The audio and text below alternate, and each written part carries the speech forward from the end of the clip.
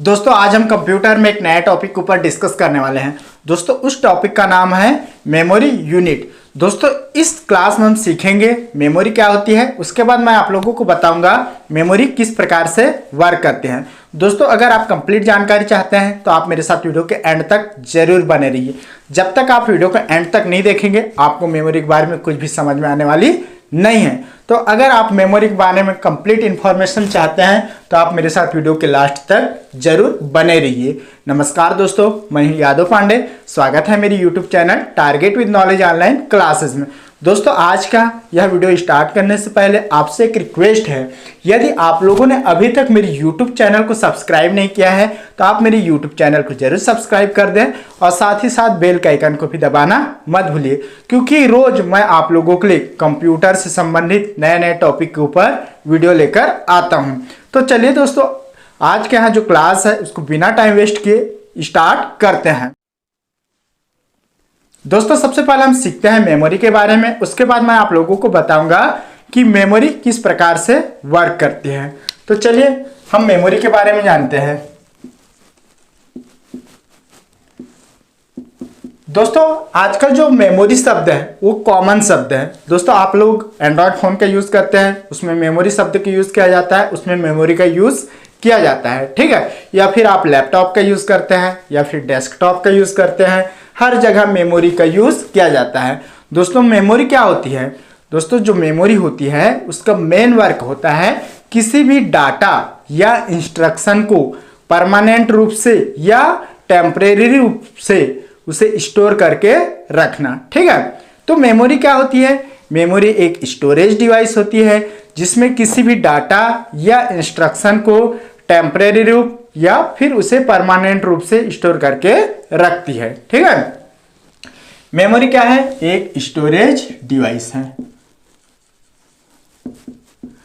अब मेमोरी के अंदर क्या होता है? जो भी डाटा होता है या फिर कोई इंस्ट्रक्शन है जिसको हम हिंदी में कहते हैं निर्देश, ठीक है, उसको क्या करते हैं मेमोरी? उस डाटा या इंस्ट्रक्शन को स्टोर करके रखती है। किस रूप में स्टोर करके रखती है? या तो वो उस डाटा को परमानेंट रूप से या तो फिर उसे टेम्परेरी रूप से स्टोर करके रखती है, ठीक है। परमानेंट और टेम्परेरी।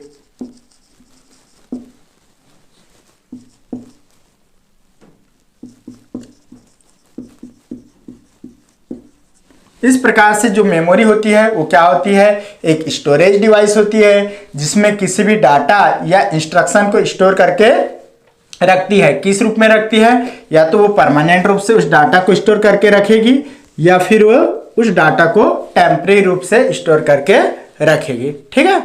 चलिए दोस्तों अब हम बात करते हैं मेमोरी यूनिट के बारे में। मेमोरी यूनिट के अंतर्गत या मेमोरी यूनिट में मेमोरी किस प्रकार से वर्क करती है, ठीक है। दोस्तों क्या होता है? सबसे पहले सीपीयू आता है, ठीक है। उसके बाद क्या आता है? सीपीयू के बाद क्या आता है? मेमोरी यूनिट आता है। उसके बाद सीपीयू के बाद इंटरनल मेमोरी, उसके बाद एक्सटर्नल मेमोरी, ठीक है। जैसे दोस्तों सीपीयू क्या करता है? किसी भी डाटा या जो डॉक्यूमेंट है या फिर किसी भी प्रकार की डाटा है उसको क्या करता है? प्रोसेस करने का काम करता है। सीपीयू का मेन वर्क क्या है? किसी भी डाटा को प्रोसेस करना, जिसका पूरा नाम होता है सेंट्रल प्रोसेसिंग यूनिट, ठीक है। सीपीयू उस डाटा को कहां से एक्सेस कर लेती है? रैम से, ठीक है। सीपीयू उस डाटा को रैम से एक्सेस कर लेगी और रैम उस डाटा को कहां से ले लेगी? रैम उस डाटा को जो हार्ड डिस्क है, सीडी है, पीडी है, उससे एक्सेस कर लेगी, ठीक है। हार्ड डिस्क से रैम जो डाटा है वो कहां चला जाएगा?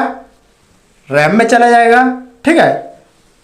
रैम से डाटा कहां चला जाएगा? प्रोसेस के लिए सीपीयू में चला जाएगा, ठीक है, जिसका पूरा नाम होता है सेंट्रल प्रोसेसिंग यूनिट। तो इस प्रकार से जो डाटा होता है उसका ट्रांसफर होता है, ठीक है।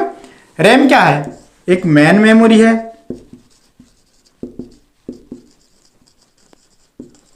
जिसके अंतर्गत क्या आता है, एक तो पहला रैम आता है जिसका पूरा नाम होता है रैंडम एक्सेस मेमोरी, सेकंड आता है रोम जिसका पूरा नाम होता है रीड ओनली मेमोरी।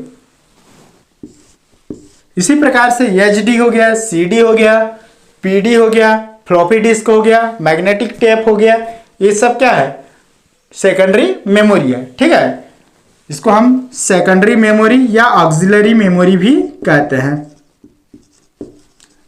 एक ही चीज है। ठीक है, सेकेंडरी मेमोरी या ऑक्सिलरी मेमोरी। ठीक है, यहां तक समझ में आ गया आप लोगों को।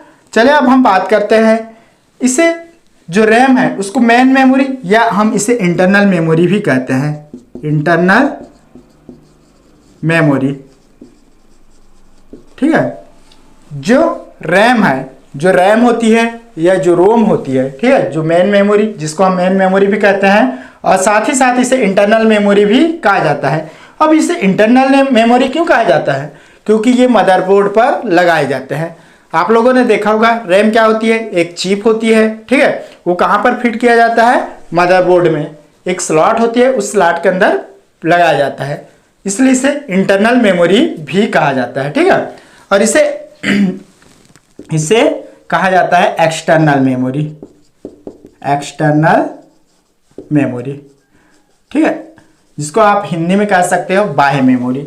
अब इसे एक्सटर्नल मेमोरी क्यों कहा जाता है, क्योंकि ये जो मेमोरी होती है उसको हम बाहर से फिट करते हैं, ये मदरबोर्ड में नहीं लगाया जाता है, इसलिए इसे एक्सटर्नल मेमोरी भी कहा जाता है। ठीक है, अब आप लोगों को समझ में आ गया होगा इंटरनल मेमोरी क्या होता है, एक्सटर्नल मेमोरी क्या होता है। तो क्या होता है इसका अंदर, प्रोसेस क्या है इसका, जो सीपीयू होती है वो किसी भी डेटा को प्रोसेस करती है। ठीक है, अब उस डेटा को सीपीयू को प्रोसेस करना है तो सीपीयू का क्या करेगी, उसे उस डेटा को रैम से एक्सेस कर लेगी। ठीक है, उस डेटा को रैम से एक्सेस कर लेगी, उस डेटा को प्रोसेस करने के लिए सीपीयू का क्या कर लेगी, रैम से उस डेटा को ले लेगी। और रैम कहाँ से इस डेटा को एक्सेस कर लेगी, जो आपके पास ऑक्सिलरी मेमोरी है जिसको हम एक्सटर्नल मेमोरी या सेकेंडरी मेमोरी भी कहते हैं, जैसे एचडी, सीडी, पीडी, ये सब किसके अंतर्गत आता है, सेकेंडरी मेमोरी के अंतर्गत आता है। ठीक है, इसमें हम किसी भी डाटा को परमानेंट रूप से स्टोर कर सकते हैं। ठीक है, ये परमानेंट मेमोरी होती है। ठीक है, जिसमें हम किसी भी डाटा को परमानेंट रूप से स्टोर कर सकते हैं। और जो रैम होती है वो क्या होती है, ये टेम्परेरी मेमोरी होती है। टेम्परेरी मेमोरी का मतलब क्या होता है, मतलब जो रैम के पास कोई भी डाटा आता है तो कुछ समय के लिए स्टोर होता है, उसके बाद वो ऑटोमेटिक ही क्या हो जाता है, सीपीयू के पास भेज देगा। ठीक है, या फिर अगर हम कंप्यूटर पर वर्क करते रहते हैं तभी सडनली लाइट ऑफ हो जाती है, उस कंडीशन में रैम में उपस्थित जो भी डाटा है वो ऑटोमेटिकली ही नष्ट हो जाती है, इसलिए इसे टेम्परेरी मेमोरी भी कहा जाता है। ठीक है, यहाँ पर जो मेन मेमोरी है उसके अंतर्गत एक तो रैम आता है, सेकंड आता है रोम। तो रैम को टेम्परेरी मेमोरी कहा जाता है, बट जो रोम है जिसका पूरा नाम होता है रीड ओनली मेमोरी, ठीक है, वो एक परमानेंट मेमोरी होती है, उसमें कोई भी डाटा स्टोर रहती है तो वो परमानेंट रूप से उसमें स्टोर रहती है, उसमें किसी भी प्रकार की उस डाटा को लॉस नहीं होता। वो डाटा अगर सडनली लाइट ऑफ भी हो जाएगी ना, उस कंडीशन में जो रोम में उपस्थित डाटा होती है वो नष्ट नहीं होती, इसलिए उसे परमानेंट मेमोरी भी कहा जाता है, जिसको हम हिंदी में कह सकते हैं स्थायी मेमोरी। ठीक है, रैम एक अस्थायी मेमोरी होती है और जो रोम होती है वो क्या होती है, एक स्थायी मेमोरी होती है। ठीक है, और जो आपका सेकेंडरी मेमोरी है वो तो स्थायी मेमोरी है ही, उसमें जो भी डाटा रहेगा स्टोर रहेगा वो परमानेंट रूप से स्टोर रहता है। ठीक है, तो सीपीयू क्या कर लेती है, सबसे पहले उस डाटा को एक्सेस कहाँ से कर लेगी, रैम में या रैम से एक्सेस कर लेगी प्रोसेसिंग के लिए। फिर रैम क्या करेगी, उस डाटा को जो सीपीयू को जरूरत है उस डाटा को रैम क्या कर लेगी, जो आपके पास ऑक्सिलरी मेमोरी है या सेकेंडरी मेमोरी है, ठीक है, या एक्सटर्नल मेमोरी है, उससे उस डाटा को रैम एक्सेस कर लेगी। कहाँ तक भेजने के लिए, सीपीयू तक। क्यों भेजता है रैम, ताकि उस डाटा का प्रोसेसिंग हो। ठीक है, तो इस प्रकार से जो मेमोरी यूनिट होती है उसके बीच वर्क होता है। ठीक है, दोस्तों अब आपके माइंड में जो मेमोरी से संबंधित जो भी कंफ्यूजन था, जो भी डाउट था, वो क्लियर हुआ होगा। दोस्तों अगर आप लोगों को यहाँ वीडियो पसंद आया होगा तो प्लीज़ वीडियो को लाइक कर दीजिएगा, और साथ ही साथ अपने जो फ्रेंड सर्कल है, आपके कोई बंदा है, फ्रेंड है, तो उनके बीच इस वीडियो को भी शेयर करना ना भूलिए। और दोस्तों आप लोगों ने अभी तक मेरी YouTube चैनल को सब्सक्राइब नहीं किया है तो प्लीज़ आप मेरी YouTube चैनल को भी सब्सक्राइब कर दें, क्योंकि मैं रोज़ आप लोगों के लिए कंप्यूटर से नए संबंधित नए वीडियो लेकर आता हूँ। दोस्तों आज के लिए फिलहाल बस इतना ही, कल फिर एक नए वीडियो के साथ मिलेंगे, तब तक के लिए नमस्कार।